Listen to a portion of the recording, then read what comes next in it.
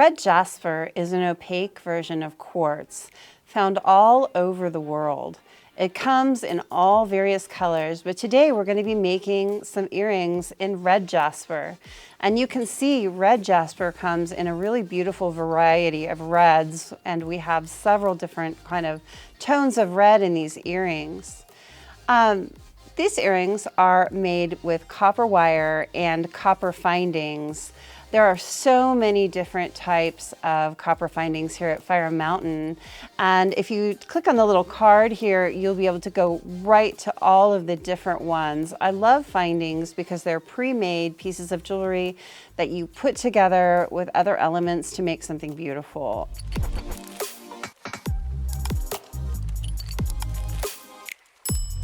Let's go ahead and just start these earrings. So I'm going to start with a fairly heavy gauge copper wire, and I'm going to pull off, it takes about 7¼ inches of wire, so I'll pull off maybe about 8 inches, so I have just a little bit extra.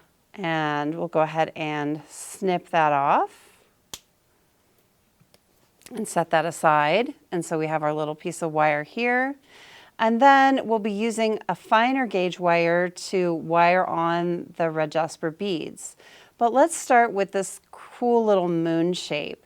So you can see that the inside of this crescent is just maybe a little bit longer than the outside of the crescent because we've got this loop that goes around.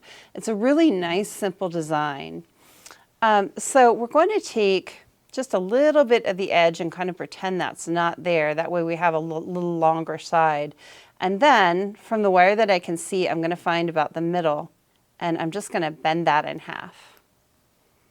Just like that. And then I'm going to take my chain nose pliers and I'm going to make that bend fairly close together. Now, if you're new to wire work and you haven't really developed a very delicate touch with the pliers, you can dip your pliers in something called Tool Magic that puts a nice light coating on the plier and it protects your metal from marring. I'm really used to the pliers, so I can do this pretty well without marring the wire. So I'm just going to kind of squeeze it together. I don't want it to go all the way together. I want to leave a little bit of space, just about like that. Okay. Now I'm going to clamp just the very tip of that wire bend. And I'm going to make this crescent shape. We'll make one in this shape. You can see that they're mirroring each other. So the second one you'd make just the opposite. And I'm going to take the front wire, which is the longer one. So actually I'll flip it around there. So it's just a shade longer, not much. And I am going to kind of use my thumb and I'm just going to arc it around gently, just like that, until I get the shape that I want. And the more gently you do this, the more you keep that curve really nice and smooth. And you just keep going until you feel like you have the curve that you want. I'm just going to compare it to my original here to see if that's about what I wanted. Okay, take that off and look at it. There we have that nice inside arc for the moon shape. Then I'm going to take the tail here and I'm just going to pull it away a little bit because I want, you know, a little more space down here toward the bottom. So I'm going to pull that away a little bit. I might use my chain nose to just hold that tip of the wire a little bit. And then I'm going to use my fingers to gently arc it back. There's not a perfection here. It's a little bit of a rough design, which I really enjoy. And so you just want to keep using your fingers until you've got both arcs just the way that you want them. And you get that really nice crescent moon shape. I might arc this center one a little bit in more. And you're just really playing with it. When you're doing wire work, you do a lot with your fingers, not as much with tools, I think. So I'm gently just moving them around until I end up with a moon shape that I really like. I feel like that's really close to what I want. I might take my chain nose pliers and just kind of flatten out one side of the curve there. I'm happy with that. Okay, so now I'm going to take my flush cutters and I'm going to make sure I have a nice flush cut on this end. It doesn't have a flush cut. And a flush cut means it's just flat cut straight across, so it's not going to be pokey. So I'm just going to take the bare tip of that, and notice I put my finger over that before I cut it to make sure it doesn't fly up into my face. I don't want to protect your eyes. Now I'm going to take my round nose plier and I'm going to make this inside circle here.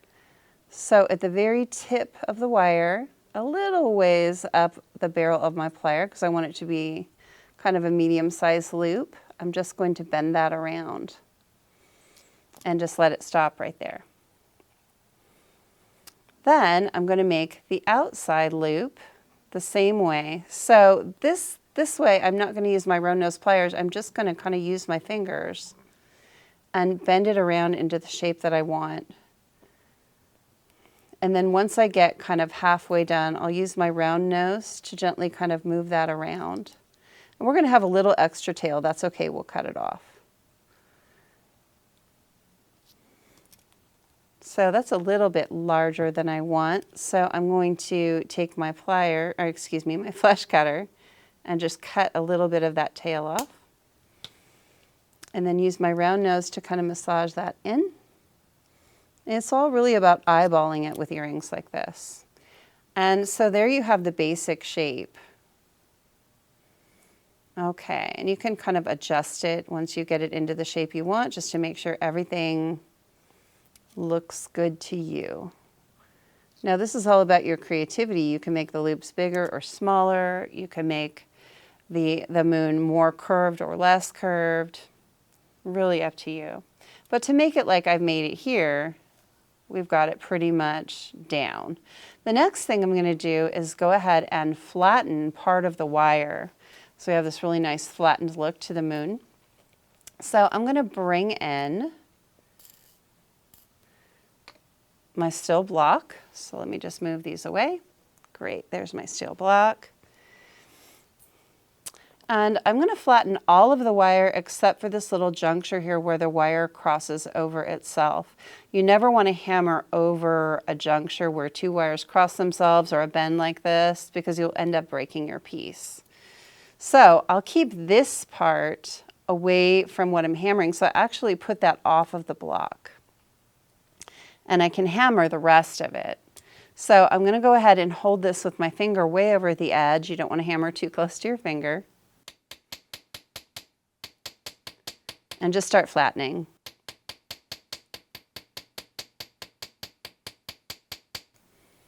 And then when I get closer to my finger, I'll move it around and hold the part that I've already hammered off the block here. And remember, I'm holding the bend off the block.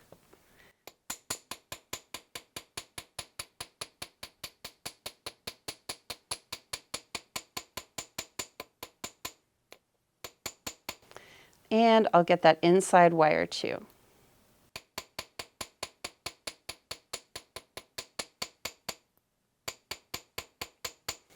Then once you have it hammered flat, you just want to put it all back on the same plane. So you just kind of move it around a little bit with your fingers. See, my bend got kind of wonky. So I'll take my chain nose pliers and I'll just put that back the way that it was.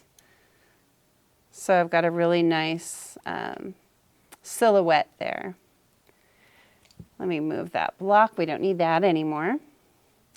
And then my little loops, you'll notice they opened up, and that's really normal when you're hammering. So I'm just going to close those loops back up with my round nose pliers. You're just massaging it around a little bit. That's really good. Okay, so there we've made the base. Now we just need to wire on these red Jasper beads. These are really great faceted beads in this really great variegated red color. I just love them. So to wire those on, I'm going to use some 24 gauge copper parawire. I'll use about 24 inches of that, so I'll pull a couple of feet off of the roll. So I've got a really good bend there. I think I'm going to get rid of that piece. Okay. So there's about a foot, there's about another foot, and then I like to pull off another couple extra inches. It's better to have a little bit too much than not quite enough. Go ahead and cut that off. So to get this started, we're going to wrap the wire down here at the bottom. And so I'm going to wrap around the back of this bottom curve about 4 times. So we're going to wrap nice and tight. So I've got one wrap started. Notice I'm clamping that wire with my thumb.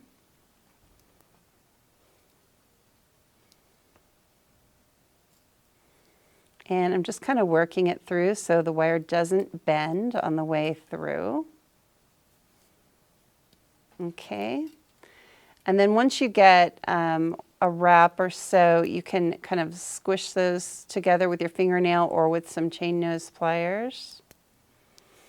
And we can squish them together more in a minute after we get another couple wraps in.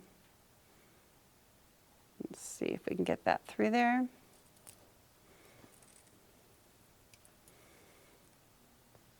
There we go, one more to get a nice firm foundation.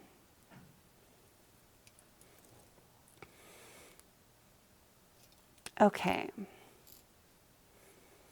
And then I'm going to just cut off the bit of tail there. And then I'll use my chain nose pliers to tuck in that tail. We don't want anything pokey on your earring. Okay. So now we've got the wire on the back. We're going to wire on the beads. Okay. So I'm going to take my chain nose pliers and about half the width of the bead, so we've got a 6mm bead here, so about 3mm from your moon, you're going to make a 90-degree bend in the wire in the same direction that it was wrapping. Then you just thread on your bead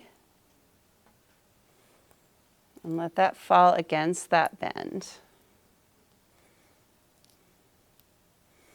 Okay, then you're just going to take that wire and you're going to wrap around the moon frame. And you want to hold the bead so it's on the outside of the moon frame. And then make sure you wrap nice and tight. And you're not going to wrap all the way around. You're going to make another 90-degree bend. 3mm up, half the diameter of the bead. And then thread on another bead.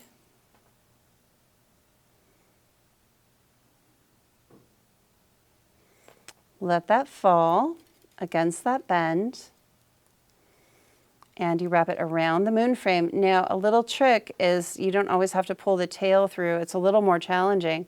If you just take the wire a little bit down from the bead and then thread that bend through, you can pull it through nice and easy and pull it nice and tight up so you're ready to make the next bend.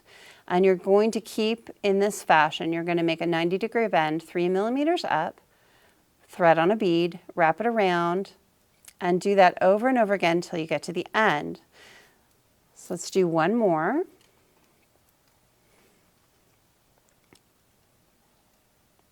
"90-degree bend.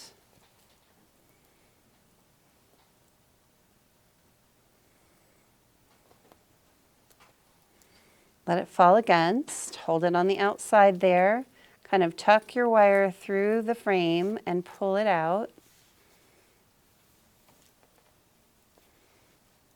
And get ready for your next 90-degree bend. Okay, I'm going to go ahead and continue until we get to the other end. I'll be right back with that. Okay, you can see that I have all of the beads wound on there and ready to go. We just need to finish off by wrapping the end. So before I finish, I just wanted to mention that if you love this project and you'd like to see more start to finish projects, if you'd like to have all of the inside information on our copper findings that we're highlighting here, or on our other products that are going to be for sale, sign up for our email newsletter. You will be the first ones to get that information and you get a jump on everyone. So make sure and do that. That's really important. Okay, so I am just going to bring my wire around, and to end this off, I'm going to actually wire these two pieces together right where these loops kind of join, and that kind of gives a nice finished look to the earring. So I'm going to bring my wire tip through both loops and just pull it through. And then I'm going to make several wraps, probably about 4 wraps, just like we started it, until I feel like it looks finished. And I'm making those nice and tight together. I can squeeze those together with chain nose pliers or my fingernails if you have fingernails. Whatever works for you. You just want them nice and tight and together. And I want to keep these pieces of wire so they're not on top of each other. I want them to be next to each other, so I'm just going to adjust there so they stay next to each other. Let's do another wrap or two. Well, I think that that's good. I'm really happy with that. So I'm going to just kind of smush those just a little bit. And on the front and then on the back, I'll just bring them together a little bit. And then I'll take my flush cutter and I'm just going to snip off that tail, making sure I don't cut my other wraps.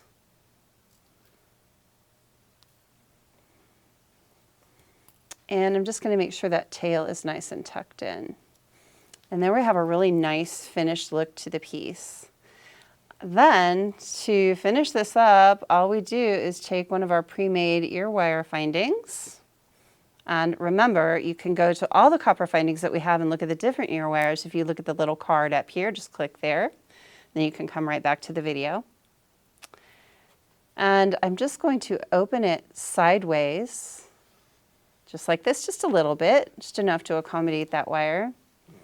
And then throw that on the ear wire, close it up just the way I opened it. And I like to rock it back and forth a little bit, so the tips kind of hit each other and you have a nice tight connection. You know that's not coming off. Okay, now we have this gorgeous red jasper and copper wire with copper findings earring. I hope you've enjoyed this project. I just real quickly wanted to show you that there are all different color combinations that you can put with copper that are just gorgeous. So you don't have to use the red jasper. The purples, the greens, the blacks, even the whites and the silvers are a great contrast. Make sure and check out our website to look at all of the different possibilities for findings. These took a 6mm bead, so pretty much any 6mm bead will work for you. Check out our website for more projects, more techniques, and make sure to like, share, subscribe, and comment any questions that you have. We would love to work with you. Okay, thank you for being with us here today, and I'll see you next time.